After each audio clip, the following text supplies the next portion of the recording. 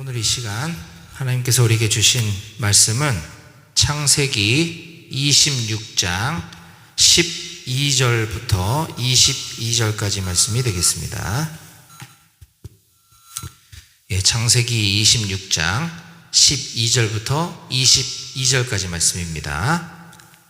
찾으셨으면 우리 함께 말씀을 들어보도록 하겠습니다.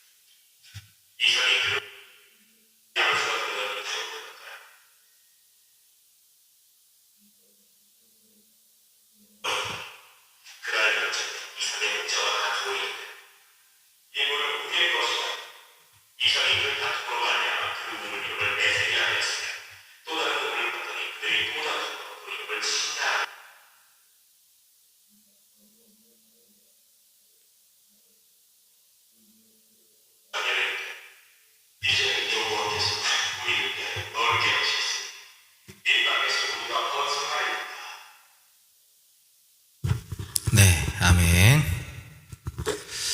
우리 중간이 텅 비어있고 우리 양 사이드로 앉았는데 그래도 서로 눈을 마주보면서 우리 좀 서로 인사했으면 좋겠습니다. 반갑게 인사합시다. 할렐루야.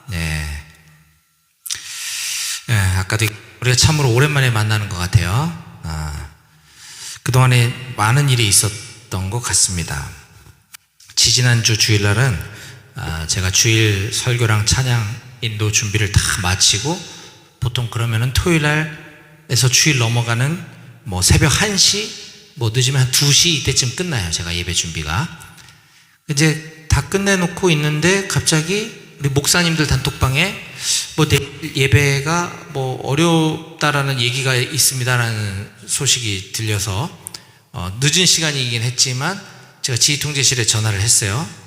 그랬더니 그러지 않아도 방금 전에 군단인지 군사령부에서인지 연락이 왔는데 북한의 그 오물풍선 도발로 인해서 군에 비상이 내려졌다. 그래서 내일 예배가 어려울 것 같습니다. 그래서 너무 늦은 시간이라 아침 일찍 연락드리려고 했습니다라고 얘기를 전해 듣고 안타깝지만 예배하러 나올 수가 없었습니다. 이 부분에 대해서 제가 참 할 말이 많아요. 제가 기회가 있을 때 제가 이쪽 바닥에서 짬밥은 없지만 기회가 되면 군 당국자들이나 또는 군선교 관련한 기관에 제가 강력하게 항의할 생각입니다. 우리가 지난 3년간 코로나를 겪으면서 어쩔 수 없는 상황이기도 했지만 예배가 이렇게 중단되는 것을 너무 쉽게 우리가 받아들여 온 게 아닌가 하는 생각이 있습니다. 그런데 생각을 해봤어요. 우리가 전쟁 중에는 예배를 드릴 수 있을까요, 없을까요, 여러분? 드려야 합니다. 왜냐하면 이것은 우리의 신앙의 문제도 있지만 우리 또 신앙 전력화라 그래서 전투 상황에 전장 공황 이런 여러 가지 힘든 상황 속에서 우리가 절대자이신 하나님을 의지하며 우리가 마음의 평안을 얻고 하는 것이 굉장히 중요하기 때문에 전투 중에도 예배는 드려야 하는 것이에요. 그런데 이런 오물풍선 조금 날라왔다고 해가지고 그냥 너무 쉽게 예배를 중단하라. 저로서는 도저히 용납할 수 없는 상황입니다. 제가 아까도 얘기했지만 그럴 만한 지위 짬밥도 없지만 이런 일이 반복된다면 저는 반드시 군 당국에 문제를 삼을 수밖에 없다라는 생각을 좀 해보게 됐습니다. 그리고 지난 주일에는 저는 제가 직장을 또 다니잖아요. 주중에 5박 7일간의 일정으로 동유럽, 체코, 오스트리아, 헝가리 출장을 다녀왔어요. 얼굴이 좀 탔죠? 얼굴이 많이 탔어요. 아프리카 아니고 동유럽 갔다 왔는데 우리나라랑 이제 시차가 좀 많이 나서 이제 여기는 제가 예배 준비를 제가 혼자 다 하기 때문에 어쩔 수 없었지만 저쪽 이제 백오교회 높은 뜻 백오교회 예배 시간에 맞춰서 그쪽에 있는 간부님들이 계셔서 이 네이버 밴드 라이브를 송출을 해달라라고 해가지고 제가 새벽에 동유럽 체코에 도착하자마자 거기 일정 소화하고 그 다음에 3시간 자고 일어나서 우리 한국 시간에 맞춰서 라이브로 예배를 함께 할 수가 있어서 감사했습니다. 그리고 이따가 예배 끝나고 잠깐 나누겠지만 제가 요즘 그 예배 시간 좀 조정을 할까 지금 생각 중에 있습니다. 2개 교회를 제가 지금 섬기다 보니까 지금 저쪽 높은 뜻 백오 교회에 조금 비상이 걸려가지고 예배 인원이 많이 빠졌어요. 줄었어요. 거기는 안타깝게도 법당이 있어요. 법당에 대대인데 부대 안에 교회도 있고 법당도 있어서 우리 지금 여기 우리 임마누엘 교회 나온 우리 형제들은 거의 대부분 신앙이 있는 형제들이기 때문에 자원해서 자발적으로 이렇게 예배를 나오지만 그쪽은 그렇지 않기 때문에 여러 가지 이유로 뭐 마일리지 받으러 또는 간식 먹으러 등등으로 종교 행사를 참석을 하는데 선택지가 또 있는 거예요. 법당에 가도 되고 교회 가도 되는 거죠.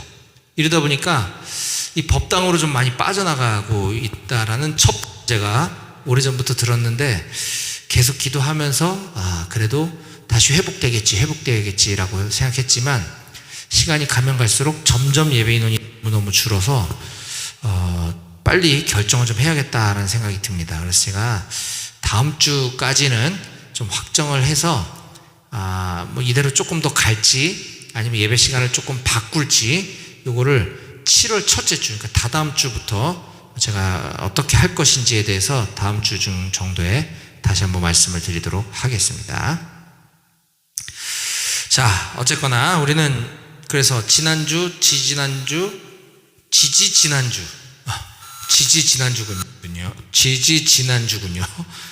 그때 우리가 창세기 26장 1절부터 11절까지 본 말씀을 가지고 우리는 부전자전이라지만 이라는 제목으로 말씀을 함께 살펴보았습니다. 우린 지금 창세기 연속 강해 설교를 하고 있죠. 그래서 지난주 스토리와 오늘 본문이 어떻게 연결이 되는지를 우리가 알아야 하기 때문에 지난주 말씀을 잠깐 짧게 복습을 하면 창세기 26장 1에서 11절까지 말씀은 이삭 시대를 그 배경으로 하고 있다라고 했습니다. 그 내용은 다음과 같았죠. 이삭이 살고 있던 그 지역에 큰 기근, 흉년이 들자 이삭은 그랄이라고 하는 지역으로 이동해서 거기서 거주를 하게 됩니다. 그 그랄 지역 머물러 살면서 이삭은 자신의 그 떠돌이와 같은 나그네 인생에 대한 두려움이 몰려오게 됩니다. 그러자 그는 지금 객지 생활을 하는 데에 있어서 자기 아내인 리브가가 너무 아름다웠기 때문에 그곳 사람들이 자기 아내를 빼앗으려 자기를 해칠까봐 자기 아내를 아내라고 이야기하지 않고 누이 동생, 여동생이라고 속이며 삽니다. 그가 그곳 왕 아비멜렉이라고 하는 그 왕에게 들통이 나서 망신당했다는 얘기가 지난번 그 스토리 내용이었습니다. 그런데 이 이야기는 이삭뿐만 아니라 그 이삭의 아버지 아브라함 시대에도 동일한 일이 일어났음을 우리가 과거에 보았던 적이 있습니다. 바로 창세기 12장과 20장에 아버지는 2번이나 걸쳐서 그런 똑같은 일을 저질렀던 사건이 기록되어져 있습니다. 자, 그래서 지난 시간에 우리는 창세기 26장 전반부에 나오는 그 이삭의 사건과 그리고 그보다 훨씬 이전이었던 그의 아버지 아브라함 시대에 있었던 창세기 12장 20장의 사건을 서로 비교해 보면서 아버지 아브라함이 했던 행동과 이삭이 했던 행동에 두 가지 차이점과 또 두 가지 공통점이 있음을 살펴보았습니다. 자, 먼저 두 가지 차이점이 뭐였냐면, 첫 번째는 하나님께서 아브라함에게는 기근으로 인해서 애굽으로 내려가지 말라고 말씀하시지 않고 아브라함의 선택에 맡기셨습니다. 그러나 창세기 26장에 나오는 이삭에게는 애굽으로 내려가지 말라라고 정확하게 말씀하고 계신다는 것입니다. 또 두 번째 차이점은, 아브라함 시절에는 가나안 땅에 심한 기근, 흉년이 들었을 때 아브라함은 스스로의 선택에 의해서 애굽으로 내려가는 것을 선택했지만, 이삭은 하나님 말씀에 순종하여 애굽으로 내려가지 않고 그랄에 머무르는 선택을 합니다. 이게 둘 부자지간의 차이점이었었어요. 이것은 이삭이 하나님 말씀에 순종했기 때문에 애굽으로 내려가면 거기 먹을 것도 많고 풍부하고 잘 살 수 있음에도 불구하고 그것을 포기하는 선택을 했다라는 것이었습니다. 자, 이 차이점들을 통해서 우리는 이삭과 같이 하나님의 말씀이 우리에게 임했다면, 즉 다른 말로 우리가 성경 말씀을 통해서 나에게 하시는 하나님의 말씀이 깨달아졌다면, 또는 이 예배 시간에 설교 말씀을 통해서 하나님이 저 목사님의 입을 통해서 나에게 이런 말씀을 하시는구나 라는 것이 깨달아졌다면, 우리는 하나님의 말씀에 즉각적으로 순종해야 된다라고 했습니다. 자, 이제 두 가지 차이점에 대해서 이야기했고요. 이번에는 공통점입니다. 아버지 아브라함과 아들 이삭이 지금 비슷한 상황이 연출되고 있는데, 그것에 두 가지 공통점이 있었는데, 첫 번째 공통점은 둘 다 남의 지역에 가서 어떤 두려움이 엄습해 오자 그 두려움을 해결하기 위해서 하나님을 더 간절히 붙잡고 하나님을 의지하는 것이 아니라 거짓말을 선택했다라는 것이 그 부자지간의 공통점이었습니다. 자, 26장 7절 한번 봅니다. 7절, 우리가 지금 펼쳐놓고 있는 창세기 26장 7절을 제가 읽어드리겠습니다. 그곳 사람들이 그의 아내에 대하여 물음에 그가 말하기를 그는 내 누이라 하였으니 리브가는 보기에 아리따움으로 그곳 백성이 리브가로 말미암아 자기를 죽일까 하여 그는 내 아내라 하기를 두려워함이었더라. 네. 자기 아내가 너무너무 아리따움으로 그곳 사람들이 자기를 죽일까 해서 그를 아내라고 하기를 두려워했다라고 지금 얘기하고 있습니다.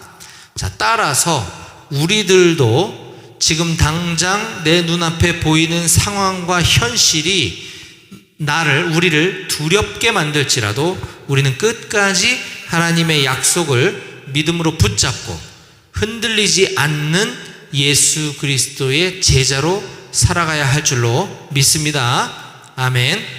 네. 또한 읽진 않았 26장 1절에서 6절까지는 이삭이 나름 믿음을 잘 지키며 하나님의 말씀에 순종하는 삶을 살았어요. 아까 기근이 심하게 들었지만 애굽으로 내려가지 말라라고 하나님 말씀하셨을 때 이삭은 하나님 말씀에 순종하는 이삭이었어요. 그런데 지금 방금 제가 읽었던 7절에서 내 눈앞에 현실이 두려움으로 확 다가오자 그는 믿음을 선택하지 않고 거짓말을 선택하는 이런 약한 모습을 우리가 보았습니다.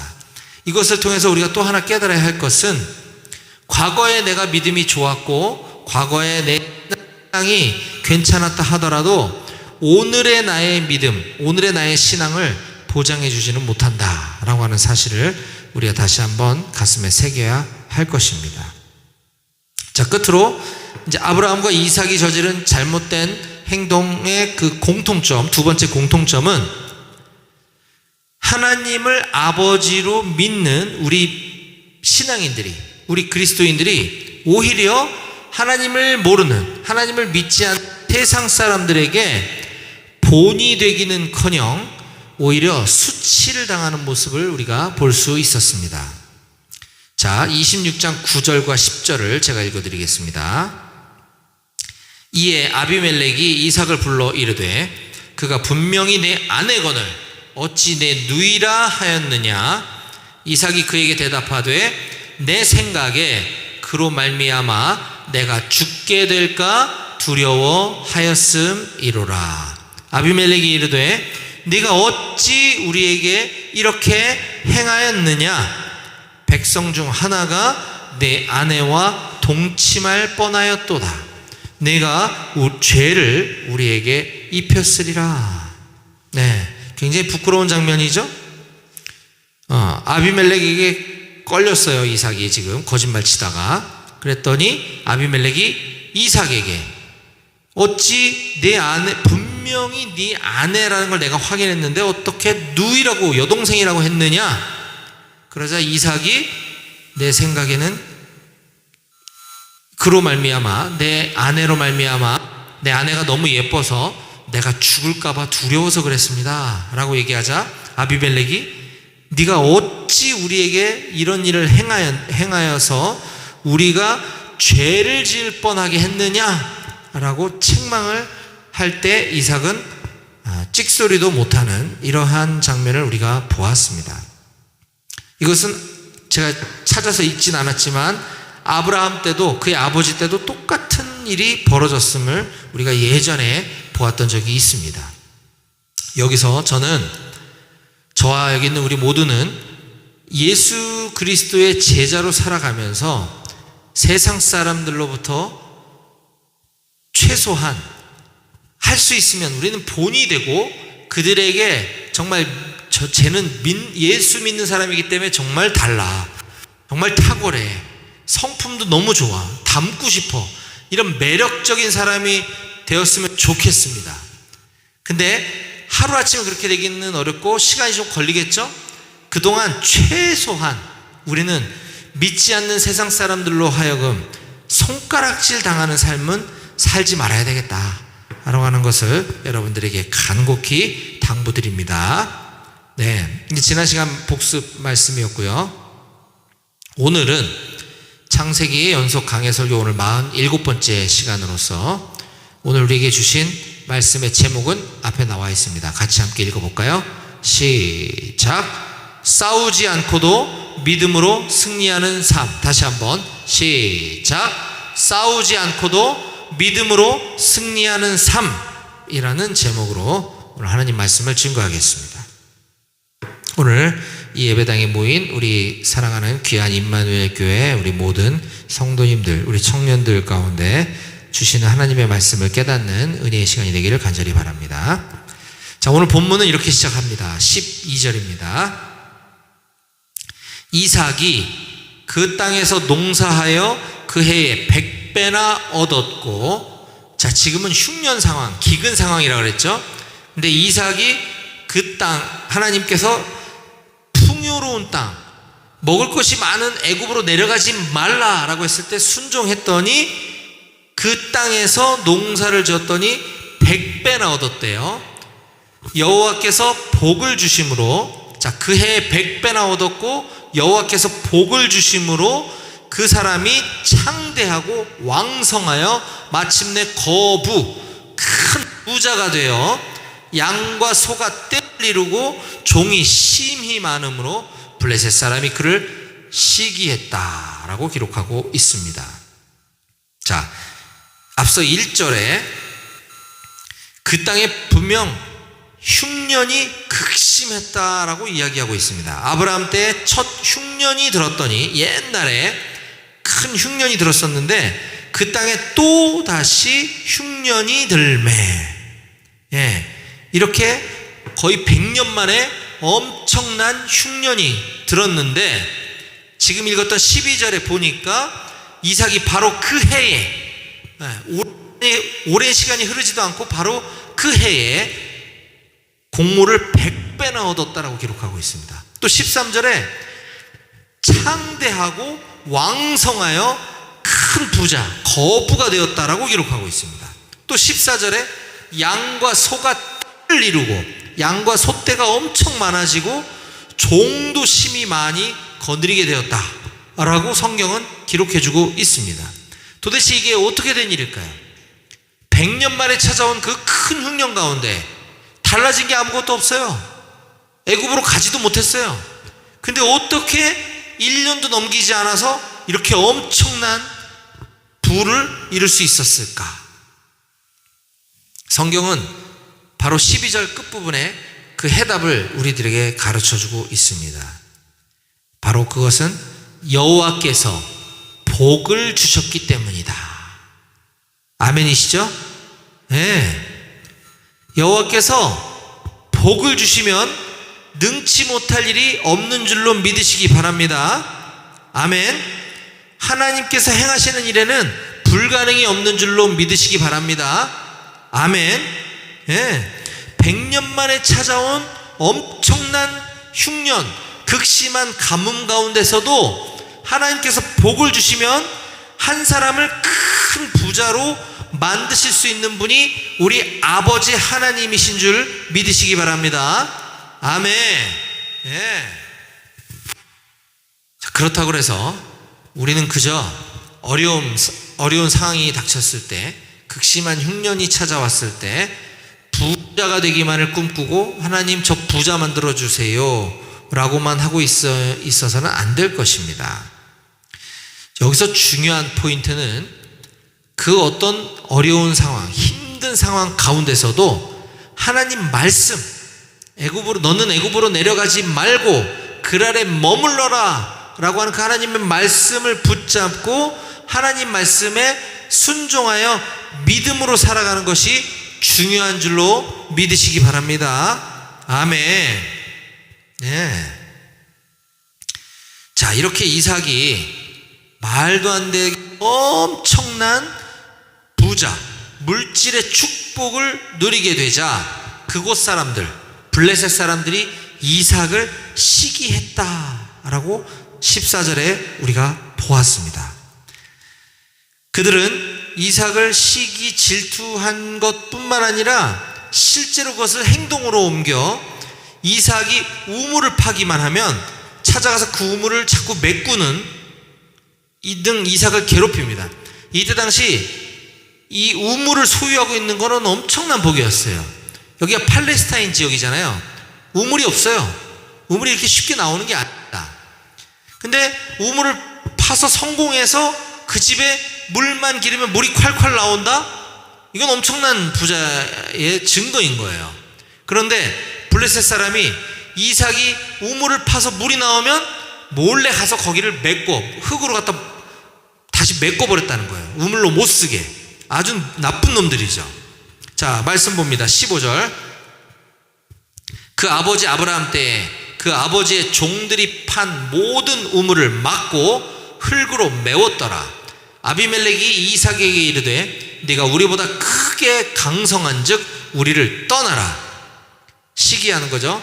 이삭이 그곳을 떠나 그랄 골짜기에 장막을 치고 거기 거류하며 그 아버지 아브라함 때에 팠던 우물들을 다시 팠으니 이는 아브라함이 죽은 후에 블레셋 사람이 그 우물들을 메웠습니다. 이삭이 그 우물들의 이름을 그의 아버지가 부르던 이름으로 불렀더라.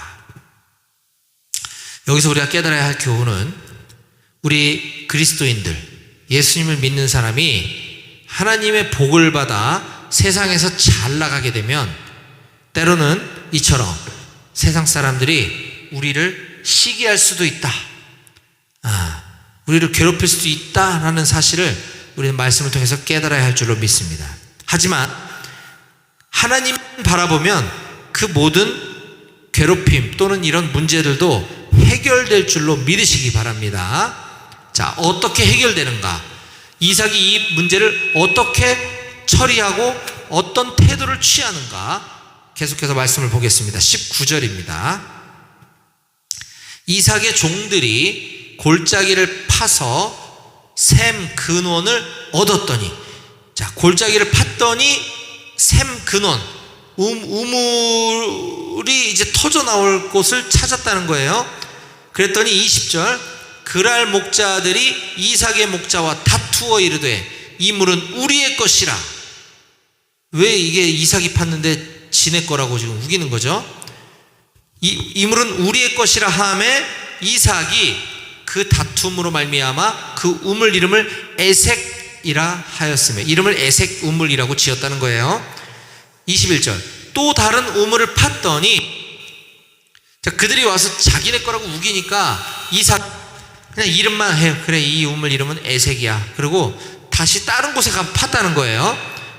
그랬더니 그들이 또 다툼으로 또 자기 거라고 또 우기는 거예요. 그랬더니 이번에는 이삭이 그 우물의 이름을 신나라고 이름을 지어주고 나서 22절, 이삭이 거기서 옮겨 다른 우물을 또 팠더니 그들이 다투지 아니하였으므로 그 이름을 르호봇, 세 번째 우물의 이름을 르호봇이라고 하여 이르되 이제는 여호와께서 우리를 위하여 넓게 하셨으니 이 땅에서 우리가 번성하리로다 하였더라. 여기서 우리가 깨달아야 할 것은, 이삭은 지금 자기를 괴롭히고 말도 안 되는 와서 생떼를 쓰고 내가 파서 우물을 만들었더니 자기네 거라고 떼쓰고 우기는 그들과 싸우지 않았다는 거예요. 양보했다는 겁니다. 그래서 너 가져라 하고 딴 데 가서 우물을 또 팠어요.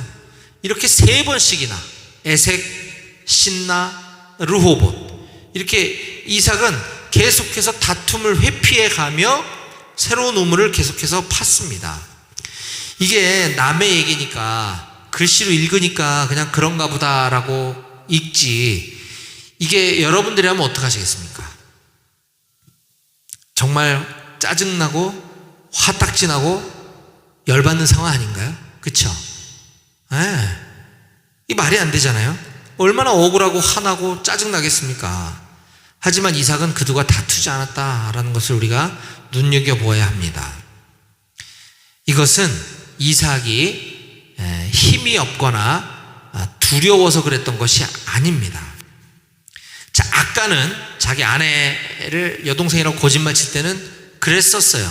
그런데 그 후로 이삭이 정신 차리고 하나님 앞에 회개하고 다시 믿음을 굳게 붙잡았더니 이삭은 그곳에서 굉장히 막강한 힘의 소유자가 되었다라고 16절에서 그곳 왕 아비멜렉이 이렇게 이야기하는 장면이 나옵니다. 자, 16절 봅니다. 같이 읽어볼까요? 여러분들과 함께 16절 시작. 아비멜렉이 이삭에게 이르되 네가 우리보다 크게 강성한 즉 우리를 떠나라. 이삭은 나약해서 그들과 다툼을 회피했던 것이 아니에요. 지금 보았던 것처럼 그곳 왕이 인정해 줄 정도로 이삭은 그곳 사람들보다 크게 강성했다라고 지금 얘기해 주고 있지 않습니까? 그 정도로 이삭의 세력은, 그의 힘은 막강했습니다. 그럼에도 불구하고 이삭은 그들과 싸우지 않았던 것이에요. 또한 이 팔레스타인, 아까 얘기했지만 이 팔레스타인 지역은 이렇게 오늘 성경 본문처럼 아무데나 가서 땅을 파면 우물이 콸콸 쏟아져 나오는 그런 지역이 아닙니다. 이건 불가능한 일이에요.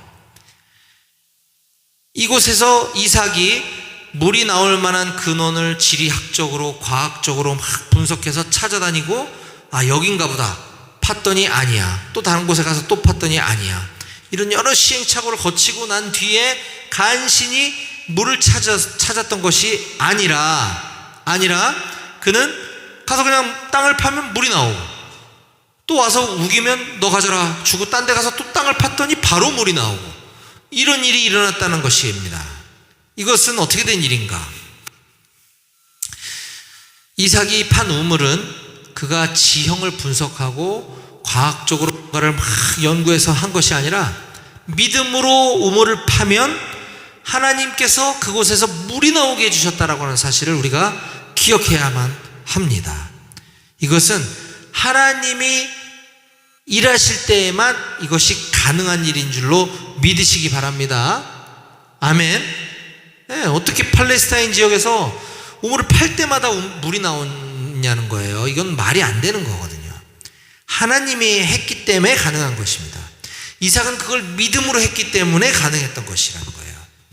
이삭은 바로 그 사실을 알았습니다. 그래서 그들이 두려워서 피한 것도 아니고 다툼을 회피한 것도 아니고 또 우리가 흔한 말로 똥이 무서워서 피하냐 더러워서 피하지 이런 것도 아닙니다.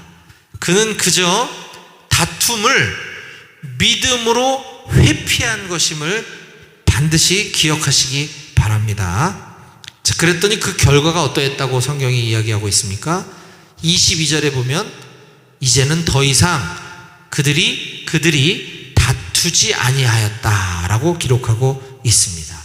이제 더 이상 시비를 걸어오지 않는다는 거예요. 그들이 볼 때도 처음엔 이상했는데 우연인 줄 알았더니 이젠 점점 이삭이 더 두려워진 거죠. 아니 어떻게 우리가 이곳에서 평생을 살면서 자자손손 우물 하나 파내기가 쉽지 않은데 저 사람은 뭔데 3번씩이나 팔 때마다 우물이 나오냐? 두려운 거죠. 그래서 이제 그들은 더 이상 이삭과 다투지 않기로 했다라고 하는 것입니다. 바로 이것이 싸우지 않고도 믿음으로 승리하는 삶의 비결인 줄 믿으시기 바랍니다. 아멘. 예, 오늘 본문 말씀처럼 바로 이것이 싸우지 않고도 믿음으로 승리하는 삶인 것입니다. 자, 이제 오늘 말씀을 마무리하겠습니다. 자, 그리스도인으로 우리가 세상을 살아가다 보면 때로는 하나님의 영광을 위해서 온유함으로 물러서야 될 때가 있습니다. 예, 손해를 보더라도 양보해야 될 때가 있습니다. 그리스도인이기 때문에. 그 과정 가운데 때로는 오늘 본문처럼 하나님께서 세상적인 형통을 허락해 주실 때도 있습니다. 그러나 이러한 세상적인 형통, 물질의 축복 이런 것보다 훨씬 더 중요한 것이 있습니다. 그것은 바로 그리스도인들에게는 하나님이 함께 하시는구나 라고 하는 사실을 세상이 알게 하는 것입니다. 그것이 바로 성경이 말하는 형통인 줄 믿으시기 바랍니다. 제가 일하는 직장, 아까도 제가 직장에서 출장 갔다 왔다 그랬죠? 제가 하는 직장 업무는 강원도 지역에 각 지역을 서로 땅을 나눠 가져서 담당을 하고 그 지역에 있는 지역농협 또 축협 이런 데를 저희가 가서 열심히 교육시키고 그 직원들에게 손해보험 상품 교육을 시켜주고 마케팅 지원을 해서 그 내가 맡고 있는 땅, 그 지역에서 손해보험 판매를 많이 할 수 있도록 하는 것이 이 업무입니다. 그렇기 때문에 소위 손해보험 판매를 잘하는 그 지역을 가지고 있는 것이 중요하겠죠. 그렇죠? 네. 제가 강원도 지역에서 일한다 그랬잖아요. 그럼 이 철원 지역은 어떨 것 같습니까, 여러분? 이 철원에 지역 농협이 몇 개 있어요. 여기는 모두가 서로 갖고 싶어하는 지역이었을까요? 갖기 싫어하는 지역이었을까요? 어떻게 알았어요? 네? 그렇죠. 그렇죠. 여기 노인 인구들만 막 농사만 짓고 하기 때문에 지역 농협에서 손해보험 판매가 잘 안 되는 지역이에요, 여기. 게다가 강원도 지역에서도 서북부 끝 귀퉁이에 가 있잖아요. 그렇죠. 여기 오려면 일부러 와야 된단 말이에요. 다른 곳은 다 저쪽 춘천, 홍천 이쪽은 다 이렇게 붙어 있잖아요, 지역이. 근데 철원은 여기 뚝 떨어져 있단 말이에요. 모두가 기피하는 지역입니다. 안 맡으려고. 그런데 이 지역을 누가 맡았을까요? 제가 맡았죠, 제가 맡겠습니다. 네. 그랬더니 지금은 어땠을까요? 철원 지역이 손해보험 실적이 굉장히 잘 나오는 지역이 됐습니다. 제가 업무 능력이 탁월해서 그런 걸까요? 아니죠. 아니에요. 믿는 사람이 때로는 남들이 볼 때 저건 분명히 손해라고 생각이 들지만 그럼에도 불구하고 양보하는 겁니다. 그리스도인이니까. 그랬더니 하나님께서 바꿔주시더라 라는 것이에요. 오늘 우리가 읽었던 성경 본문의 그 이삭의 우물 사건은 이때 구약시대 창세기 시대에만 있었던 일이 아니라 오늘날에도 이와 같이 똑같이 일어나고 있고 적용되는 줄로 믿으시기 바랍니다. 저는 우리 사랑하는 임마누엘 교회 장병 모두가 이와 같이 우리 여호와께 복을 받아 세상에서 다투지 않고도 믿음으로 승리하는 삶을 살아가시길 주님의 이름으로 간절히 축원합니다. 아멘. 기도하시겠습니다.